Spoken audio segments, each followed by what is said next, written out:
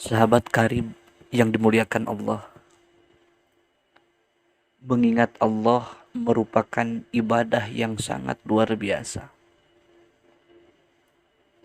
Sebaliknya, ketika seorang hamba lalai kepada Allah, tidak mengingat Allah, maka itu merupakan kondisi yang teramat hina bagi seorang hamba. Terkadang Allah memberikan hidayah, seorang hamba bisa mengingatnya melalui sebuah kebahagiaan.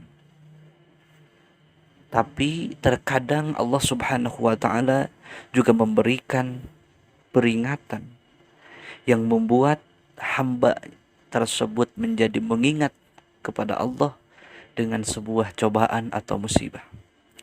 Sebagaimana dihikayatkan, seorang laki-laki selama 30 tahun ia tidak pernah sama sekali mengingat Allah. Ia tidak pernah berzikir kepada Allah. Kemudian malaikat bertanya,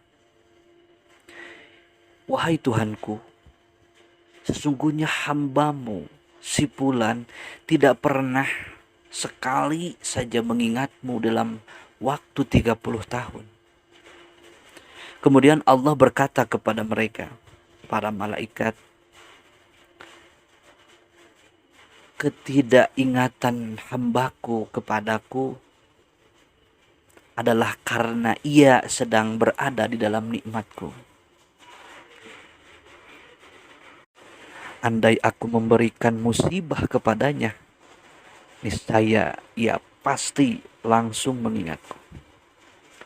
Kemudian Allah Subhanahu wa taala memerintahkan malaikat Jibril untuk menghentikan satu fungsi dari urat yang berada di tubuhnya.